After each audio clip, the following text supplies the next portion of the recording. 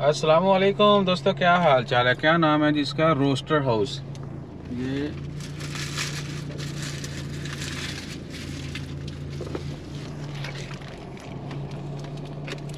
मेरे ख्याल नाम आपको नज़र आ गया होगा। रोस्टर हाउस इनका नाम है। ये देखें, ये वाला। ठीक है जी।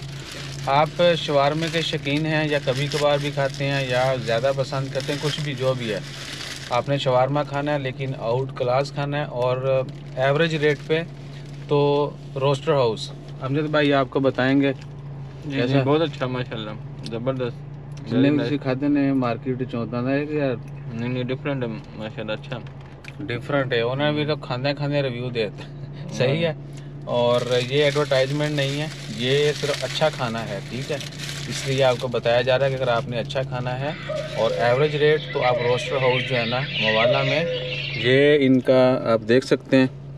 ये ओमान ऑयल स्टेशन नंबर भी लिखा हुआ है, आप इन्हीं को पूछ लीजिएगा कि थेना दी ब्रांच है। सो इन्जॉय करें। और अगर आपको लगे कि वाकई वर्ती है, तो अगली दफ़ा सानू इनवाइट कर लिया जाए। जज़ाकल्लाह, अल्लाह हाफिज़।